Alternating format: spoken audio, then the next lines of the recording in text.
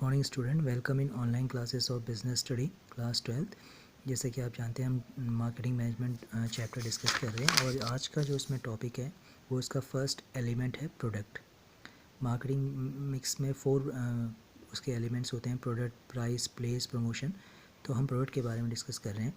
Product अगर हम बात करें, प्रोडक्ट एक ऐसी ऑब्जेक्ट है, एक ऐसा चीज़ है जो कंज्यूमर की नीड्स को पूरा करने में हेल्प करता है, जिससे कंज्यूमर की नीड्स फुलफ़िल होती हैं।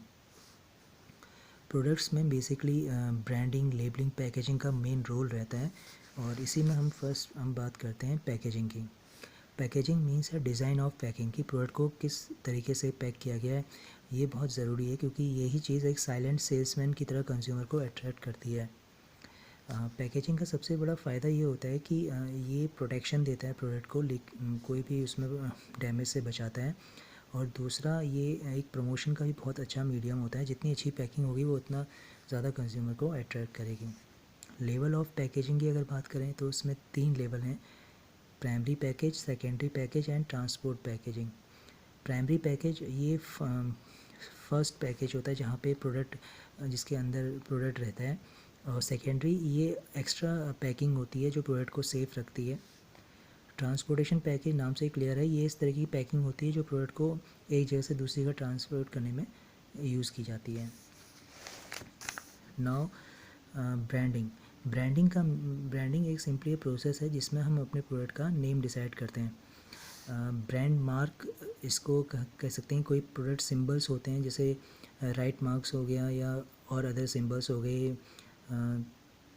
तो ये ब्रांड मार्क्स होते हैं। ब्रांड नेम, जिसमें सिंबल्स का यूज़ ना करके नेम होते हैं प्रोडक्ट्स के। ट्रेडमार्क, इनको रजिस्टर्ड करना, ब्रांड नेम या ब्रांड मार्क को रजिस्टर्ड करना ताकि कोई और यूज़ ना कर सके, तो उसे ट्रेडमार्क कहते हैं।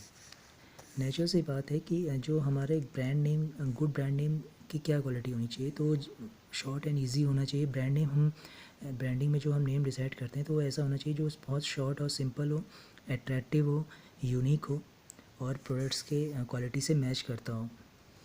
नाउ लेबलिंग ये एक थर्ड प्रोडक्ट का बहुत इंपॉर्टेंट पार्ट है, जिसमें हम प्रोडक्ट की लेबल्स, यानी जिसमें हम प्रोडक्ट की इन्फॉर्मेशंस को मेंशन करते हैं कि प्रोडक्ट में क्या क्या इंग्रेडिएंट यूज़ किए गए हैं और उसको कैसे यूज़ करना है प्रोडक्ट को।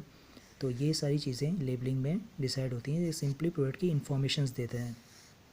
इसका इंपॉर्टेंट अगर हम फंक्शन किए तो सबसे इम्पॉर्टेंट तो है प्रोवाइड इन्फॉर्मेशन, कि ये एक इन्फॉर्मेशंस प्रोवाइड कराता है।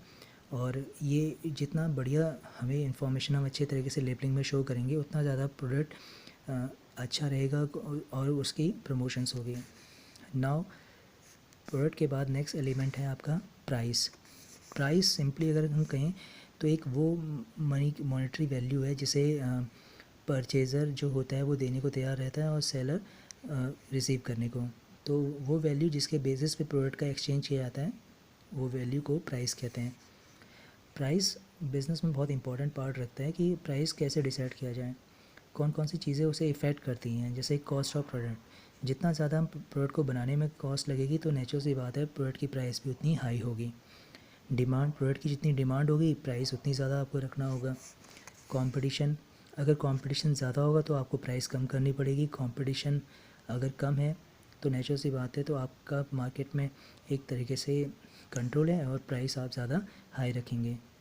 प्राइसिंग ऑब्जेक्टिव, कि आप प्राइस डिसाइड करते समय क्या आपका ऑब्जेक्टिव है। अगर आप प्रॉफिट अर्न करने के मोटिव से चल रहे हैं तो प्राइस ज़्यादा रखेंगे, और अगर आप सेल्स ज़्यादा बढ़ाना चाहते हैं, ज़्यादा से ज़्यादा कंज्यूमर्स को कंट्रोल अपनी तरफ अट्रैक्ट करना चाहते हैं तो प्राइस को आपने कम रखना होगा। तो ये कुछ पॉइंट्स थे जो प्राइस को इफ़ेक्ट करते थे। So that's it for today.